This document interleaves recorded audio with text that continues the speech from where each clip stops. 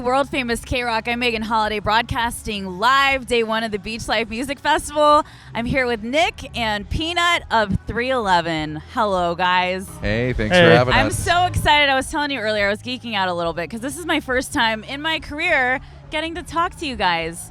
And I mean, obviously, I've grown up, listening to music, so this is a big day for me. Thank you. It's big for us as well. Absolutely. And you were just talking about how just getting down here today, piled your whole family in the car, and you made it. It made it, and beach shows are so weather dependent, and this could not be any more perfect. Perfect temperature, not all windy. This is life. This is one of my most favorite festivals. I came last year, and it's just so relaxing. There's something about just being by the water, and the sun's shining down, and it's very family friendly. A lot of kids running around, and it's a nice vibe. A little different from other festivals, which I appreciate. Yes, I brought a car full of kids, and they're climbing around on the rocks right there. Oh my God, that's so awesome. So what have you guys been up to? How many shows really have you been playing recently? I know you did your shows in Vegas for 311 Day. We did a earlier summer run that was 20 shows, I think, over the course of a month. Awesome. Kind of crammed it all in. How did it feel to kind of get back to doing things again? I was just so grateful to get back to it. I mean, we made do during the pandemic with live streaming and setting up our studio as a streaming, and then we played each one of our first 6 albums, in its entirety. So we stayed connected to our fans that way, but it's never the same as all us being together and that live in-person communal energy. So very, very happy to get back to it, and now we're got about a month-long spring run starting right now. We'll go kind of some cool secondary markets that we don't get to play too much. Casper, Wyoming, Montana. Idaho hates it when you call them secondary markets, but it's just the truth, Idaho. We love I'm you, sorry. Idaho. As long as you don't say tertiary, meaning Right. third row. Idaho's becoming California anay. There's so many expats going there. And we're going to Superior, Wisconsin. I'm from Wisconsin. I have never even familiar with Superior, We're going sight Wisconsin. unseen. There's more water. It sounds nice. I mean, Unless you're here. Superior, it's Yes, got to be right. pretty Yeah, it's hard great. to beat. You know what I mean? Well, I think one of the things that I love the most about your band is how much you care about the fans.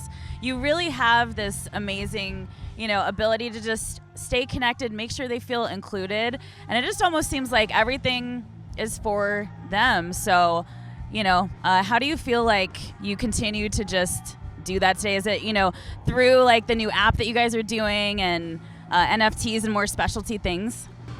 Yeah, I would say yes, we do care about the fans very deeply. P-Nut's kind of our ambassador, that he'll stay That's a little right. bit more connected, just talking from day to day with them. We're just so blessed to be able to do this for 32 years, and it's because our fans are very loyal. It doesn't matter if radio is currently embracing what we're doing or not. It's we've got a solid relationship, so we just keep showing our gratitude for that, because it's very special. Yeah, it's personal. Yeah. I think that's what it's turned into. It's not just a casual in a lot of fans. The legion that keeps us alive takes it real personally. Everything we do and how we keep going, and they maintain us in that way. They propel us to way more years than we could have ever hoped for. So it's an awesome ride. Absolutely. Do you feel like as time goes on, it's more important for you to just get out and play versus, maybe getting in the studio and making a new album?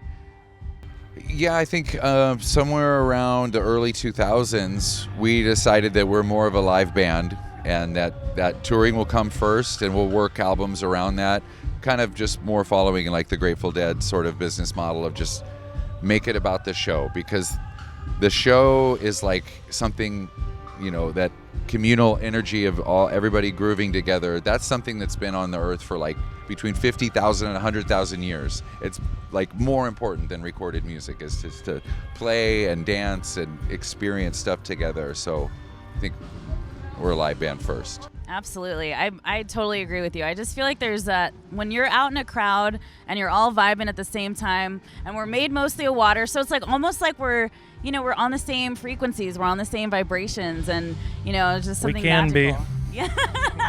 And this is a great way to all tune in together.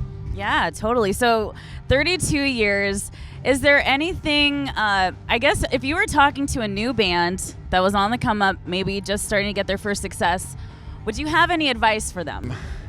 Well, I mean, just to musicians in general, I say perform out as much as possible. There's no substitute for the 10,000 hours. So just take tons of gigs. Like the way we kind of broke ourselves was to put our stuff in storage and just live on the road during around our second album. Like we didn't even have a home. So you really have to be committed to live shows and traveling, and stay grateful and make sure you listen to each other, stay flexible, look for compromise. Yeah, it's not easy to stay a band for that long, you know? Yeah, it could go to your head, you know. What did Morrissey say? Fame, fatal fame, it does hideous things on the brain, hideous tricks on the brain. It's like, yeah, you gotta, it can change you success and stuff. So you gotta work to keep grounded, you know. Do you have anything to add to that? Nope. No, that was perfect. That was awesome. It really was. I mean, I think that's one of the things that I've always noticed about you guys is just how humble you are, how grateful you are, and you know, after all this time, it just seems like you still have so much fun whenever you hit the stage and play. Thank you. We love it. You know, it's a dream come true, and you know we stumbled onto something really special, and you just gotta take care of it like a flower. Don't stomp on it. I think you do that, and I'm very excited for, you know, just more shows to come, and just getting to chat with you guys today was really awesome. So, yeah, thank you so much. Nick and P-Nut 311. I'm Megan Holiday. Thanks so much for watching. It is KROQ.